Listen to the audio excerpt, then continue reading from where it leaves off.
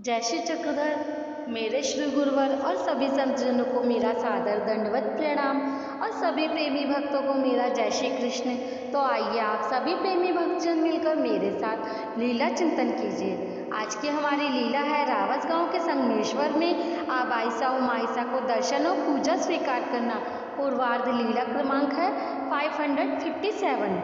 वायनायक की प्रार्थना को सुनकर भगवान जब रावस गांव की ओर चल पड़े तब भगवान बड़ी तेज गति से आगे चले जाते तो वायनायक भी तेज गति से वहां पहुंच जाते। ऐसा चलते चलते वे बहुत आगे पहुंच गए। बाइसा अकेली पीछे ही रह गई। भगवान संगमेश्वर में पहुंच गए। वायनायक ने वहां मंदिर में ओटे के ऊपर भगवान के बैठने के लिए आसन बिछाया। भगवान उस आसन पर विराजमान हुए। भगवान ने उस समय लंबा चौगा पहना हुआ था। उधर वायनायक उस ओटे के नीचे घुटने मोड़कर अपने सिर पर वस्त्र डालकर बैठे हुए थे। थोड़ी देर बाद वहाँ बाइसा भी पहुँच गई। वह मोटे कपड़े की थैली लेकर गोदावरी नदी पर पानी भरने चली गई। इतने में मंदिर के अंदर आबाइसा वहाँ जलते हुए नंदादीप से एक बत्ती को जलाकर आग लेने आई थी। वहाँ उसने वायनायक को ओटे के नीचे बैठे हुए देखा। जब वह बत्ती जलाकर वहाँ से बाहर गई तो उसने वहाँ उमाइसा से जाकर कहा, इस बुढ़ापे में ना जाने वायनायक को क्या हो गया है। मंदिर के अंदर ओटे पर एक स्त्री को बिठाकर स्वयं नीचे उसके पास ही बैठा है। इधर इस उम्र में भी इसकी ठड़क नहीं आ गई। इतने में वहाँ बाइसा पानी लेकर वापस आ गई। उसने आकर भगवान से कहा, भगवान इसी गांव में वो मासोपासनी भी रहती है ना। तो भगवान ने कहा रहती हैं। इसके बाद बाइसा माता वहाँ झोपड़ी में गई। वहाँ उस समय आबाइसा पीठ किए हुए खड़ी थी। आबाइसा पीठ किए खड़ी थी। बाइसा ने पीछे जाकर अपने हाथों से उनकी आंखों को ढक लिया और चुपचाप खड़ी रही। तब आबाइसा ने कहा, यह कौन है जिसने मेरी आंखों को ढक लिया है। यहाँ तो ऐसा कोई नहीं जो मेरे साथ ऐसी ठिठोली करे, हंसी मजाक करे। ऐसा कहते हुए आबाइसा उनके हाथों को टटोलते हुए सोचने लगी, ये हाथ तो बाइसा माता के समान लगते हैं, उंगलियां भी वैसी हैं। फिर उसने कहा, यह कौन है। इस पर बाइसा ने हाथों को उसकी आंखों से हटाते हुए मुस्कुराहट के साथ कहा, अबाई। फिर आबाइसा ने पलटकर उनसे कहा, माता आप आई हैं तो भगवान कहाँ हैं। इस पर बाइसा ने कहा, वे संगमेश्वर के मंदिर में ओटे पर बैठे हैं। आबाइसा मन में अनुतप्त होकर दुख करते हुए कहने लगे, बहुत ही अनर्थ हो गया। फिर उसने उमाइसा से कहा, भगवान यहाँ आए हुए हैं। इस समाचार को सुनकर वह बहुत प्रसन्न हुए। उमाइसा ने पहले ही दिन जयंती का उत्सव संपन्न किया था।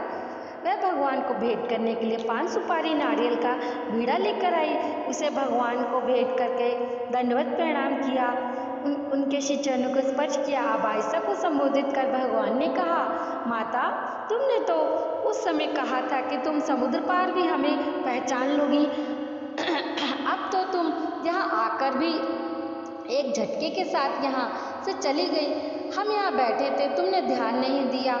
तब उसने कहा, भगवान आप ही परिचय करवाने वाले हैं। आपकी कृपा से ही तो परिचय संभव हो सकता है।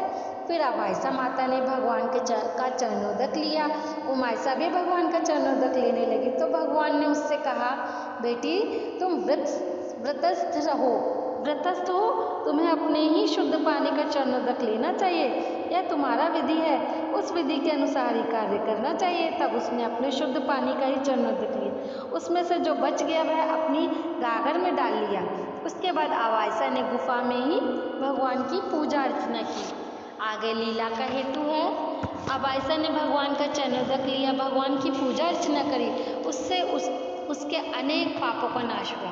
पूजा अर्चना का उसे पुण्य भी प्राप्त हुआ। अगली लीला है हमारी गुफा में भोजन और बस्ती। पूर्वार्ध लीला क्रमांक 558। उसके बाद आबाइसा ने गुफा में आकर चावल साफ किए। इतने में वायनायक ने आकर आबाइसा से कहा, अबाई भोजन के लिए तो मैंने पहले ही भगवान से प्रार्थना की हुई है। इस पर आबाइसा ने, तुम रात को भोजन खिला देना, अभी तो दिन का चौथा पहर है। अभी मैं थोड़ा सा खिला देती हूँ। उसके बाद भगवान ने वहाँ गुफा में भोजन किया, रात को वहीं पर आराम किया। लीला का हेतु, आबाइसा ने भगवान को जो भोजन खिलाया उसका उसे पुण्य फल प्राप्त हुआ। भगवान ने उस रात को निवास करके उस स्थान को सामान्य रूप से संबंध प्रदान किया। अगली हमारी लीला है रात को वायनायक का भोजन स्वीकार पूर्वार्ध लीला क्रमांक 559। रात को वायनायक भगवान के लिए भोजन लेकर गुफा में आए।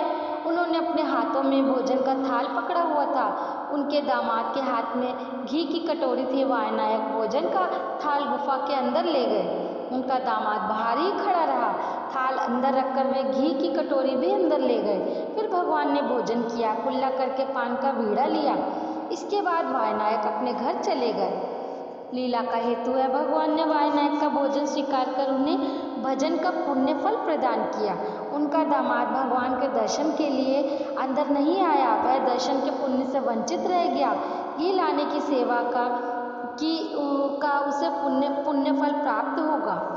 तो ये थी हमारी बहुत अच्छी लीलाएं। आप सभी प्रेमी भक्तजन इन लीलाओं का चिंतन कीजिए। मैं कल फिर और नई लीलाएं लेकर आऊँगी। तब तक के लिए आप सभी प्रेमी भक्तों को मेरा जय श्री कृष्ण, जय श्री चक्रधर।